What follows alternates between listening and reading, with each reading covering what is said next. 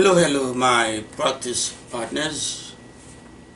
Yes, you are my practice partners because if you belong to my musical practice workshop, whether you play the keyboard or the guitar, well, you are my practice partners.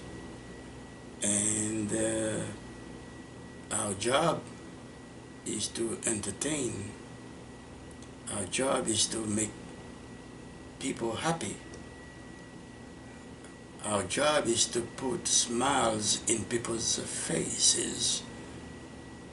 Our job is to make people forget their problems, their headaches, at least for a moment. Our job is to, you know, is to make the world a better place.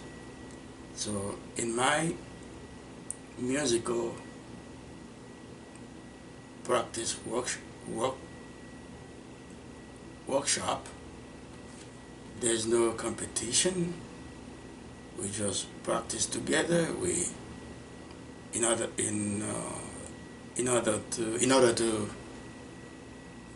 to become efficient, proficient musicians, and that will make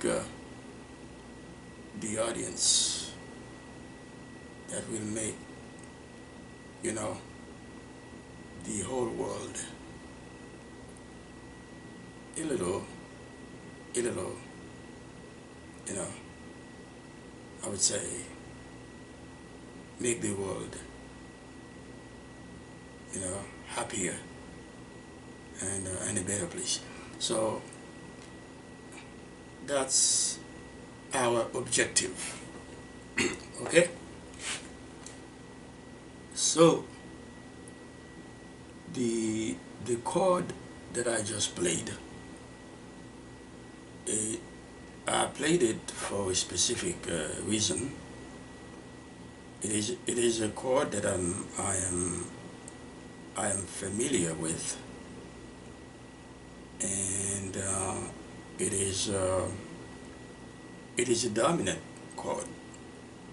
It is a dominant 13 chord with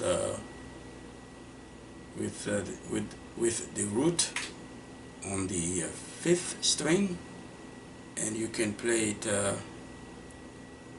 You can play it on any. You can play the root on any fret that you choose to play it. The reason why, well, you can play dominant 9, not 9, 13. You can play dominant 13. That's C dominant 13, D dominant 13, F dominant 13, and so on and so on. But something caught my attention. I was looking at the notation, and I played the notes in the notation, in the musical notation, and then I ended up playing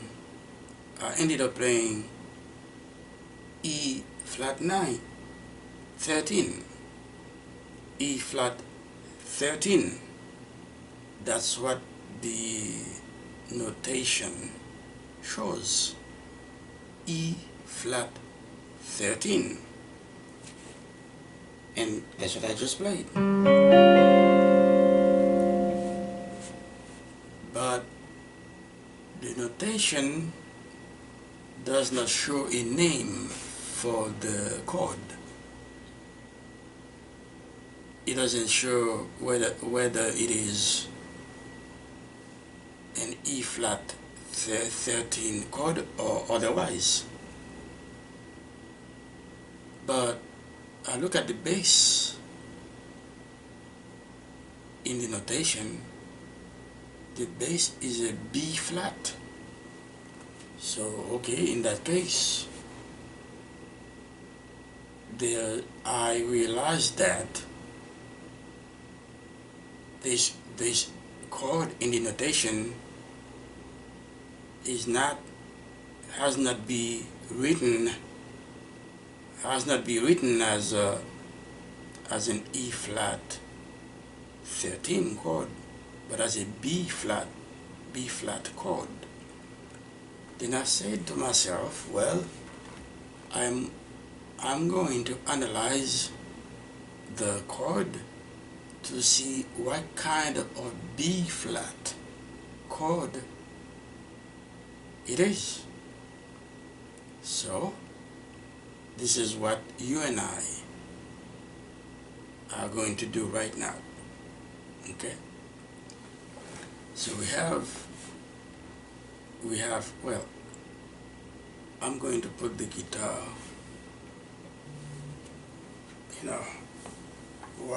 right here, so we can talk about that.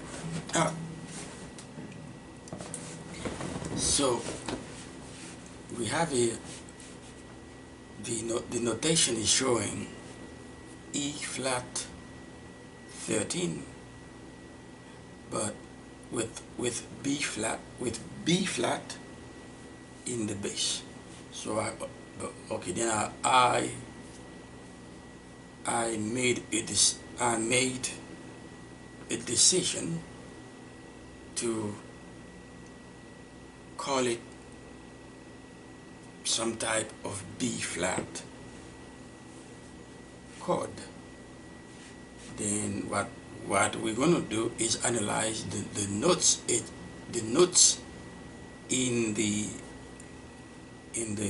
notation. Okay, the highest note in the notation that I played on the guitar earlier, that I just played on the guitar, is C. Okay, so if I'm going to call that chord a B flat type chord, immediately the C tells me that it's going to be a B flat 9 something. Okay, it's going to be a B flat 9 something. That's the highest note that I saw in the notation, C. So C, if you in B flat, in the key of B flat, C is the second note. So when you add 7 to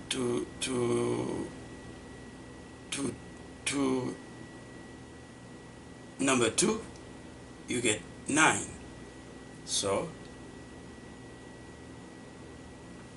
B flat 9 something, that's what I'm thinking about. Then the next note that I saw is F. Okay, well, then I said in the key of B flat, F is the 5th note in the scale. Okay, so now I have the 5th of the B flat chord I'm thinking about, and I have the 9 of the I have the extension 9. Okay, now then I kept looking further and further. Then I saw the next note that I saw was D flat. D flat. Okay, so I said, and I think about it, and okay, I thought about it. Then I say, well, in the key of B flat, D natural is the third note. So if I have B flat, if I have not B flat, if I have D flat, that means I'm dealing with some type of B flat minor chord, because the third note in the key of B flat is natural, but in the chord it is flat. So flat third gives me minor. So I know that's a minor type, that's a B flat minor type chord I am dealing with. Then I went a little further. I saw G. I said, well, what is G in the key of B flat? Okay, that's the sixth note in the key of B flat. G is the number 6 note in the key of B flat.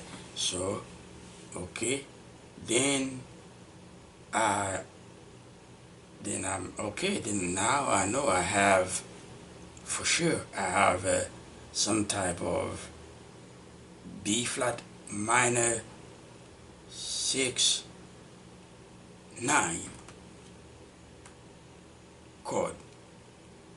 All right, and then finally I saw B flat as the root. So I have B flat, I have G, which is the 6 of 13.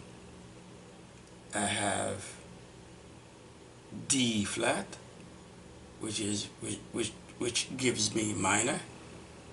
Then I have F, which is the fifth of B in the key of B flat, and I have C, which is 9 in the key of B flat. Okay, then I know for a fact, after analyzing every single note in the notation, I know I'm dealing not only with an E flat dominant 13 chord, I'm also, but also a B flat minor 6 9 chord. Okay, B flat minor 6 9 chord. So in this case, that every time I see a chord, okay, like that, I can say, well, if I'm going to go by the root in the in the dominant 13 chord, I can say, well, every time I have a dominant 13 chord, the same chord can also be, let me see, can also be um, a, a dominant um, a dominant chord, okay? And well, no, not a dominant chord, can also be a a minor a minor 6/9 chord, okay, which is built on the fifth degree of the scale. Okay, let me repeat that, not to confuse you. If I can, if I am going by the root of the of the of the E flat 13, for example,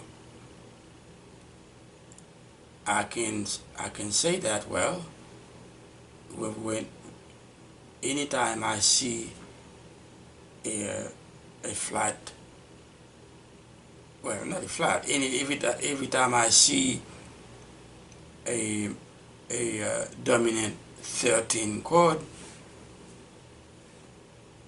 this chord can also be a minor 6/9 type chord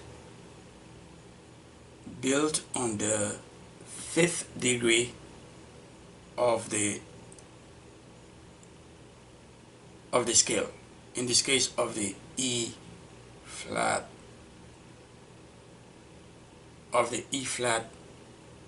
major scale.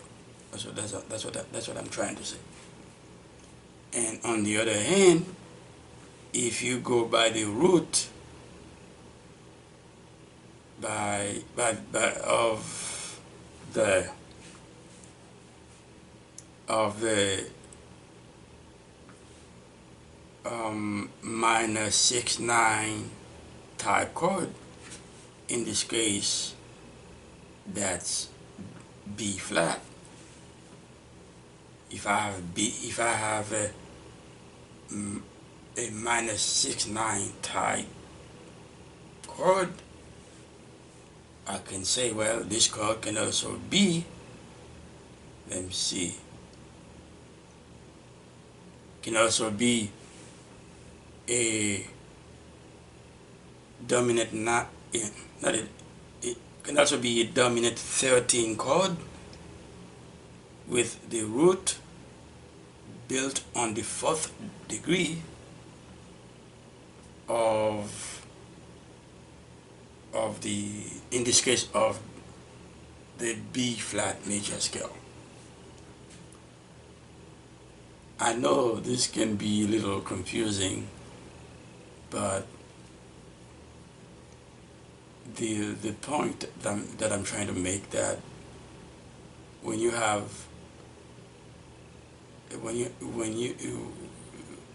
you have one chord, that means you can have, you know, several chords within the same chord, depending on which note within the chord that you consider the root of the chord. So that's what I'm trying to explain to you. And that's what we do in the musical practice workshop. Okay, so keep in mind, just keep that in mind when you play even if you play the C major chord. If you play C major chord, The reason why you call it C major, because the root is C. Okay? What if you start on another note within the chord? Well, you probably call it something else. You probably call it G something or E something. So the point is, one chord can have, you know, different names, and it depends on which note you choose to be the root of the chord. All right, that's all. Okay, take care, and we uh, we will talk about, various subjects in our shop.